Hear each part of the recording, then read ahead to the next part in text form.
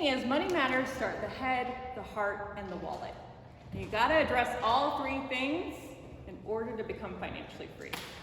As you heard in my bio, I am Whitney Ann Ellis, a bougie broke girl who's going through a total money makeover. And bougie broke means I have pink champagne taste with a beer budget.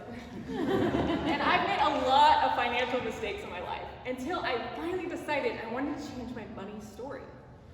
And since that decision 2 years ago, I've paid off thousands of dollars of credit card debt. I have hired a CPA firm, got tax strategies underway, and I'm learning to make money work for me. Thank you. Money and I have a good relationship now, but it did not always start out that way. So, when I was a kid, I lived a pretty nice life. You know, presents under the tree, clothes, food. You know, I had my needs met. And then, in 1997, at the age of 13, my mother decided to leave my father, and for a good reason. So on a June morning, in secrecy, my mother and I packed up our belongings and fled our 4-bedroom house and left my dad behind. And this is the moment that my middle-class existence was pulverized. We went from living comfortably to being broke. It was a pattern I would later repeat in my adult life. It's one of the most difficult things that's ever happened to me. And we moved from an extended stay hotel off of a highway to a rental property with very little furniture and very little food in the cabinets. And I remember we went to the grocery store. We got all the things we wanted and needed: milk, apples, chips. We pulled up our carts. The cashier ran our items through. My mom gave the payment, and then I heard that sound. Beep, beep, beep. And the cashier couldn't even look my mother in the eyes when she said, "I'm sorry, but your payment didn't go through. It's denied." She thought it was a technical issue, so she called the manager over. Beep, beep, beep. Ma'am, I'm sorry, your payment's been denied. So my mom didn't have another way to pay. So guess what we had to do? Leave our groceries and her pride behind.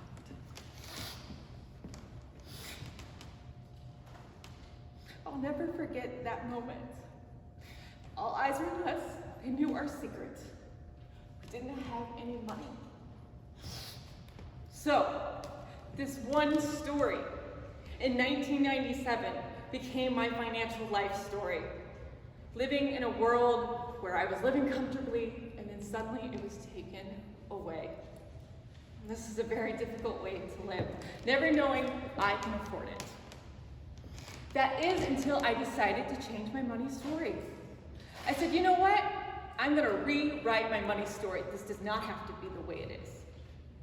So, change always begins with awareness. And it starts in the head, the thoughts we think. In order to rewrite our story, we must rewrite our thoughts. So that day at the grocery store, I learned the lesson that money's never there for me.